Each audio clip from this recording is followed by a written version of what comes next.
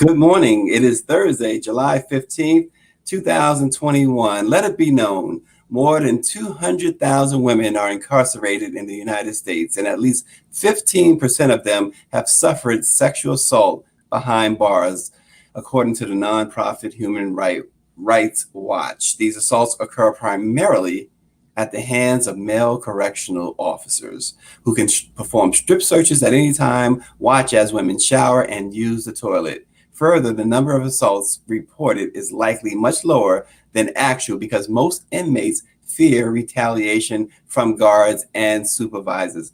This morning, we're going to talk to one such survivor of this abuse, Pamela Smith from Tulsa, Oklahoma, whose story is as compelling as any, and also how she is trying to help other women in the same situation. But first, of course, let us bring on the National Newspaper Publishers Association's president and CEO, Dr. Ben Chavis. Good morning, Dr. Chavis. Good morning, Stacy. How are you today? I'm broadcasting live from Detroit, Michigan, at the headquarters of General Motors, one of the partners of the National Newspaper Publishers Association. And on behalf of Karen Carter Richards, our chair, and all 230 African-American owned newspapers and media companies across America, we greet you on this special edition of Let It Be Known. And Dr. Chavis, we'll start, of course, with the headlines. According to results from a new Commonwealth Fund survey, Americans who have suffered the most during the COVID-19 pandemic are also the most likely saddled with medical bills and debt. The Commonwealth Fund, a foundation that promotes high-performing healthcare system that achieves better access and improved quality, noted that adults ages 19 to 64 contracted the virus, lost income, or lost their job-based health insurance coverage. And we know that the report, there's no surprise that the report, I should say, revealed that Black and Latinx adults face the greatest financial challenges from chronic lack of affordable health care, even as the pandemic eases and more gain insurance coverage. For instance, more than half, 55% of Blacks and nearly half, 44% of Latinx adults said that they had medical bill problems and debt compared to 32% of white adults. So that's a new report. You can read about that at blackpressusa.com from the Commonwealth Fund. Dr. Chavis, we repeatedly talk about inequities. We repeatedly talk about how African Americans and our Latino friends are disproportionately affected. And here is another report to further bore that out. It's another verification of systemic racism. Racism is just not racial prejudice against someone because of their skin color or because of their ethnicity or because of their language or their cultural mores. Systemic racism affects the quality of life. It affects the food you eat, the water you drink, the air you breathe. It affects your access or your lack of access to healthcare, as you were reporting this morning.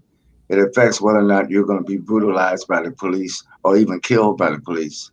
It affects whether or not your children are going to have a chance to get a high quality education or not. It affects your income. It affects every aspect of life. That is the problem that must be dismantled. It's American apartheid. It's American systemic racism. Yeah, absolutely. And Dr. Chavis, as we promised our viewers yesterday, here's a little bit more about our special visit to the Ethiopia ambassador, to the embassy, and with Yes. the Ethiopian ambassador. You know, Ethiopia is the oldest country in Africa and one of the oldest in the world, if not the oldest. Some of the archaeological findings date back to around 980 BC. And not only does the culturally rich nation count as Africa's oldest country, as we said, the population, Dr. Chavis, 112 million. And get this, roughly 70% of whom are 30 years old and under. Very young country. And it's the only African nation that has never been colonized.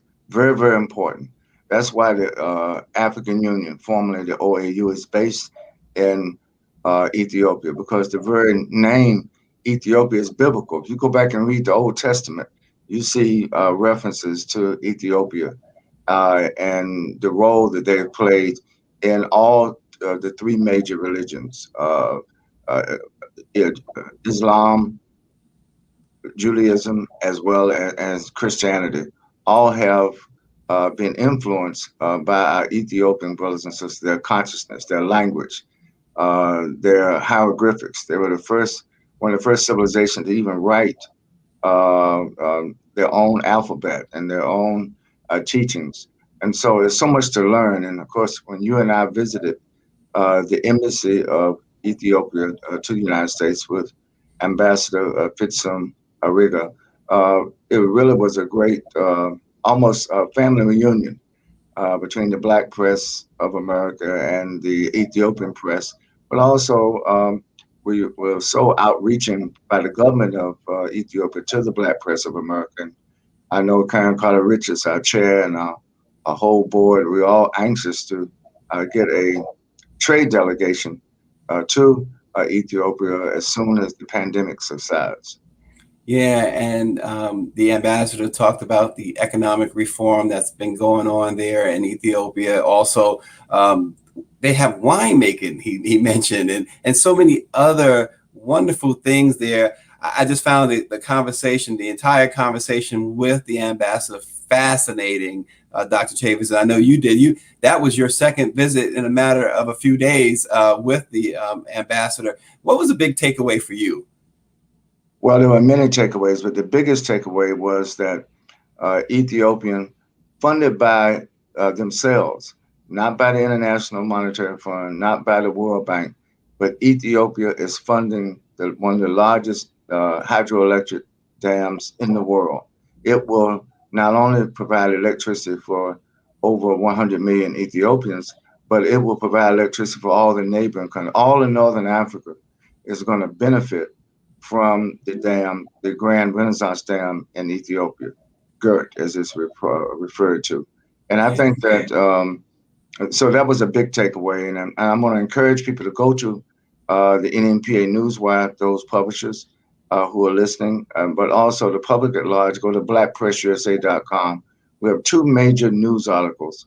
One op-ed written by the ambassador himself, and then Stacey, you did an excellent job in interviewing the Honorable Ambassador Fitsum from Ethiopia, and that article is now up also on blackpressusa.com.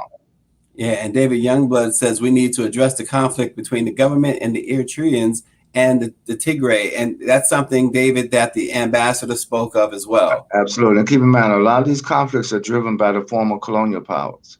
You keep to understand I just want to emphasize that Ethiopia is the only African nation that has been colonized.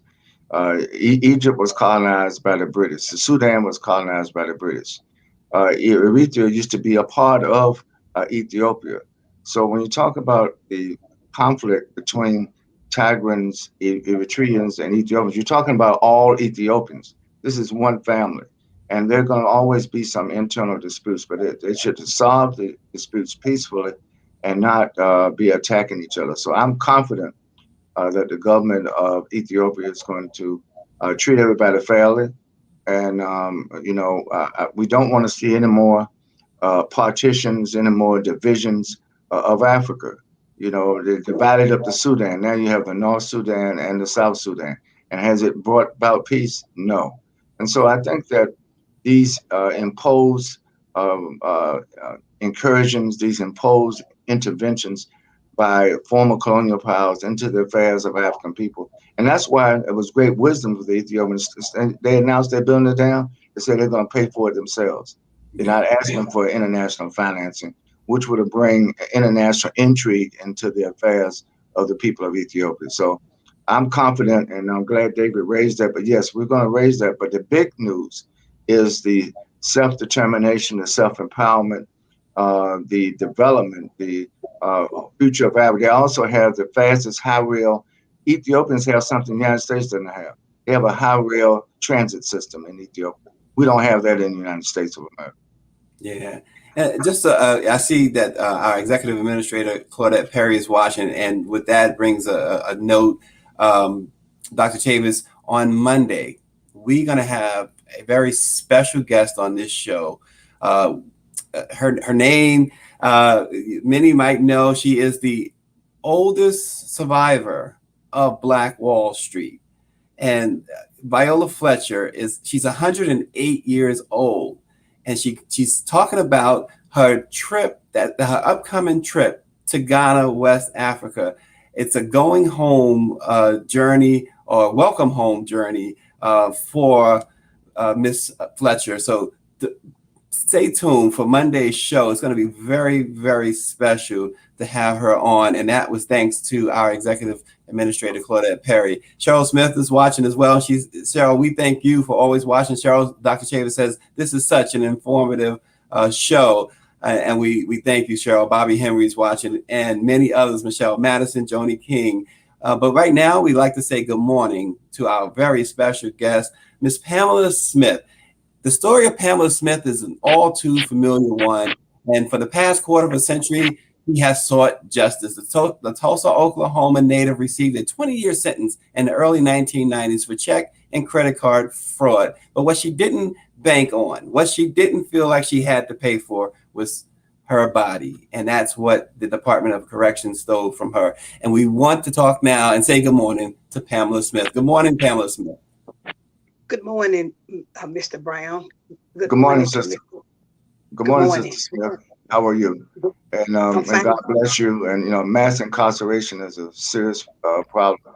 But, we welcome you to the Black Press of America. And that's why we have the Black Press, to make sure that we focus on the issues that impact the quality of life of our brothers and sisters. Yeah. And so Ms. Smith, briefly, and I know this is never easy and is not easy for you. We gathered that in the pre-show discussion. Tell us a little bit about, just briefly tell us what happened to you. Good morning. Good morning. I am Pamela Smith. I was an inmate in the Oklahoma prisons. I was guilty as charged when I went to prison. Department of Correction and Department of Public Safety entered a contract for inmates to go out and clean and be a janitor at Department of Public Safety here in Tulsa, Oklahoma. There was a state driver's examiner there named Donald Reed Cochran Sr. I started working there in November of 1997. Donald Reed Cochran was the supervisor over me when the immediate supervisor was gone. They the ones that went to the training to be able to know how to handle and treat the inmates that worked on this work release program here in Tulsa, Oklahoma at 575 East 36th Street North. When I was there, Donald Reed Cochran had asked to see my breast, and I didn't understand why he would ask me something like that.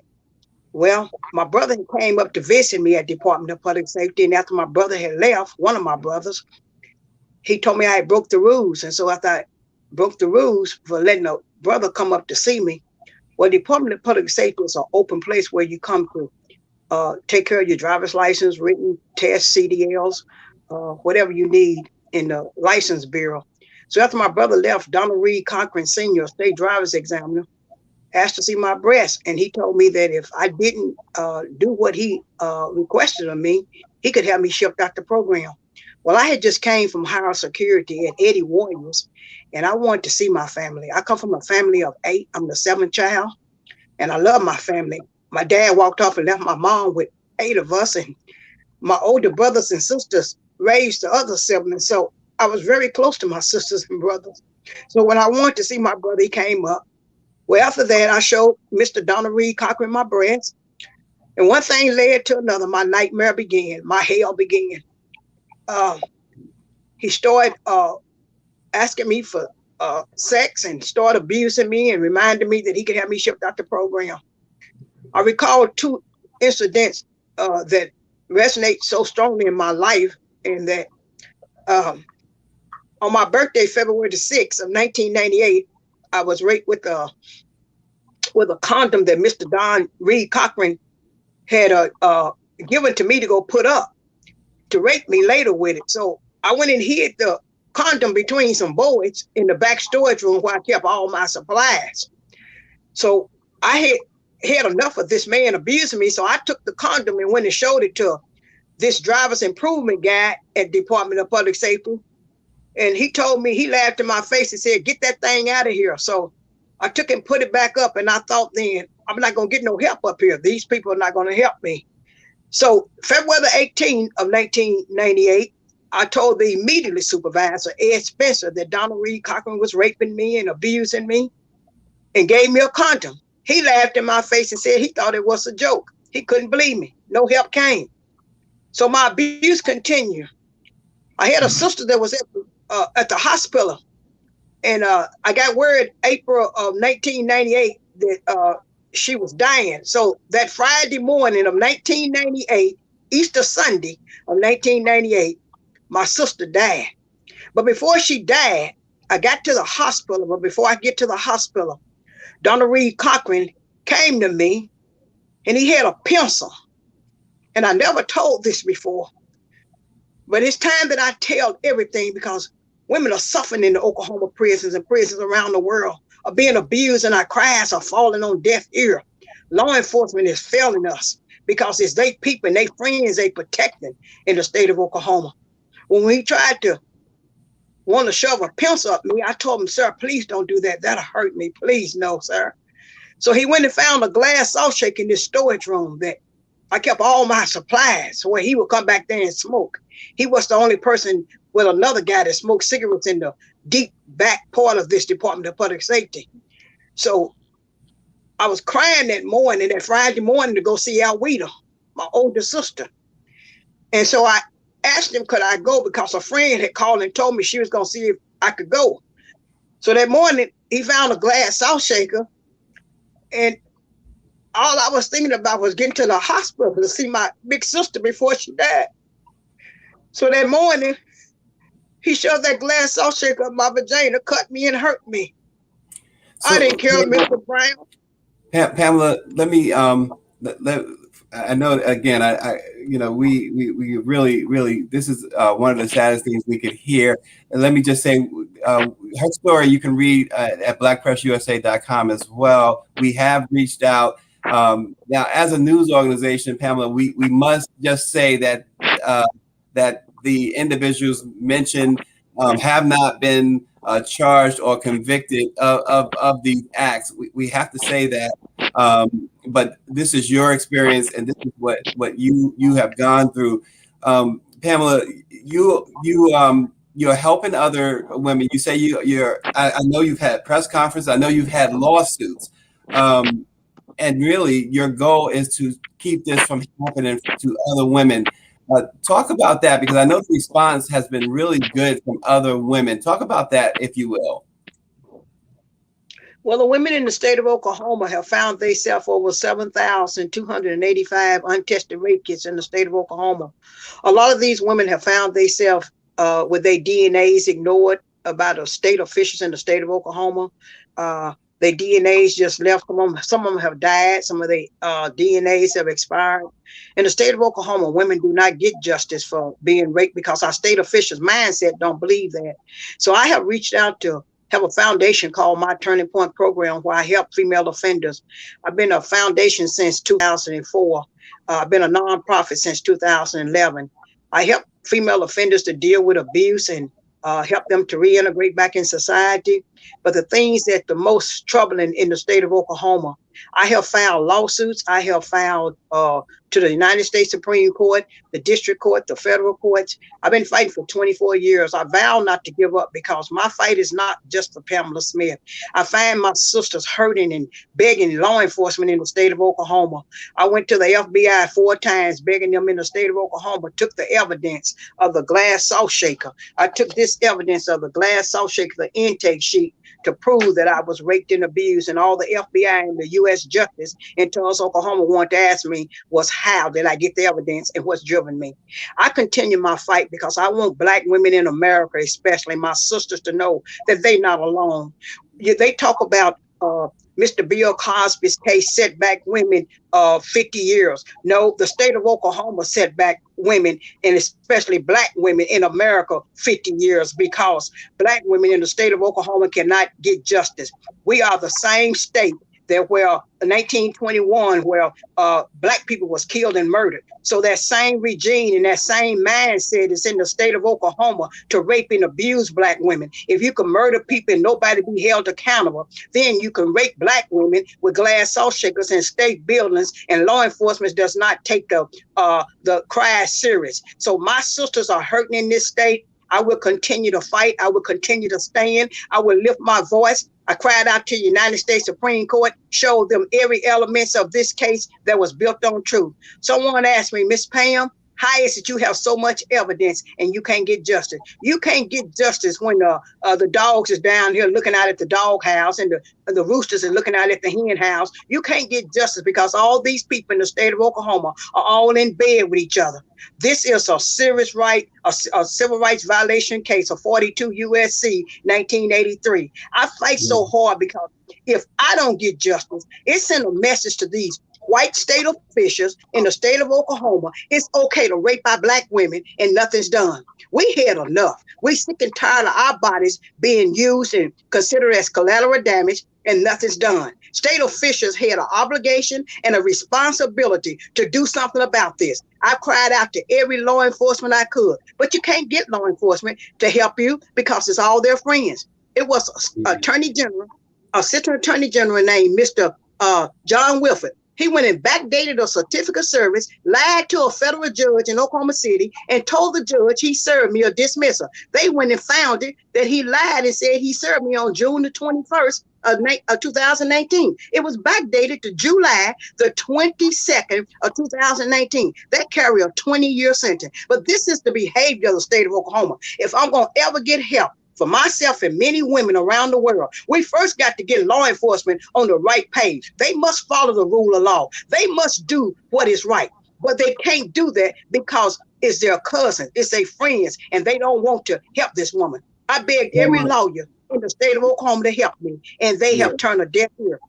And Pamela Smith, it's important, Dr. Chavis, that the recent Department of Justice report about sexual violence covered the New Jersey's Edna Mahan Correctional Facility. It also covered the Julia Tutwiler Prison in Alabama, the Tutwiler Prison for Women in Alabama. So this is not, it's not just Oklahoma. It's widespread, Dr. Chavis. It's a national problem. Again, like we referred to earlier, systemic racism. The correctional system in Oklahoma is terrible. It's abusive. They've committed criminal acts against Pamela Smith and other sisters in the correctional system. And, I know we're alive, so I want to talk to Sister Smith offline. First of all, you need to have a group of lawyers, not one lawyer, a group of lawyers that are going to take your case. Some of the things that you have described live on this morning, there are no statute of limitations, Sister Smith. So your case still can be brought, but you got to have the right lawyers who are courageous enough to go up against the state of Oklahoma. And we know some of those lawyers in the Black press. So we're going to talk to you offline and first to get you the legal help. We want to thank you for your courage for coming to the Black press. Thank you for the foundation that you've set up to help other sisters that are likewise abused by prison systems and mass incarceration and mass injustice across this country. But we also had to put our arms of protection around you, Sister Smith, because, the claims that you're making, they will come after you. I know from personal experience in my days in my home state of North Carolina. Malcolm X had it right. The South is anything south of the Canadian border. The whole country is Oklahoma. The whole country is Mississippi. The whole country is Alabama. The whole country is North Carolina. What you've described happens in every state, but what you have described is so brutal, it's intolerable. And I assure you that the Black press is not going to let this story die. Thank you for bringing it to the Black press, Sister Smith. But I also want you to protect yourself, and we have to help you protect yourself because the system is unrelenting, and you're right. All these law enforcement people have a relationship with the judges, have a relationship with the prosecutors, have a relationship with the appellate courts, have a relationship even with the State Department of Justice in some of these states. So we're going to help expose it, but also I just feel that as a elder in the movement, I know what happens when sisters like you speak out. They're not protected, and my main concern now is for your safety, for your health, for your welfare, and for the women that you're working with in the organization are trying to end this systemic racist abuse. Thank you, sir. I appreciate it. I've been fighting for 24 years, begging lawyers to help me, and I thank you all for helping me. And I want to say, Mr. Chavis, uh, thank you so much for you all being concerned of my safety.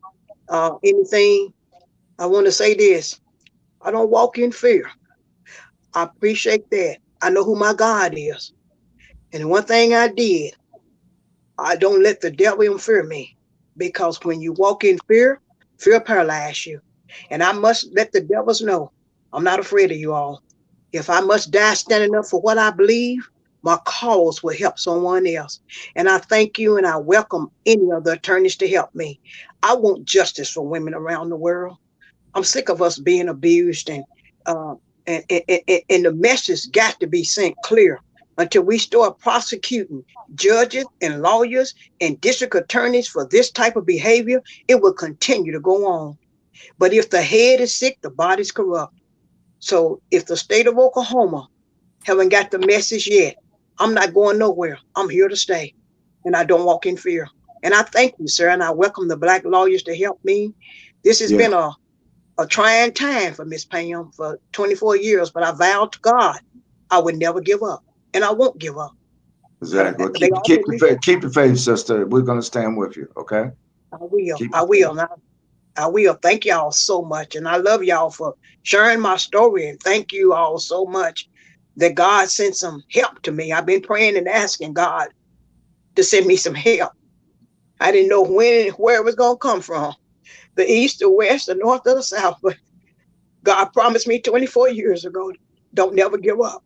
It's been hard for me and my family and friends in this community. I've been attacked by the white regimes, calling me names because I stood up the truth. I don't know nothing but the truth to tell. They offered me money to settle this case, and I turned the money down. I was 50 cents broke to my name, didn't have no money. But I promised God, I remember the promise I made God that I wouldn't give up. And I thank y'all so much for having me on your show this morning. Well, we thank you for being brave enough to tell your story and tell it the way you tell it.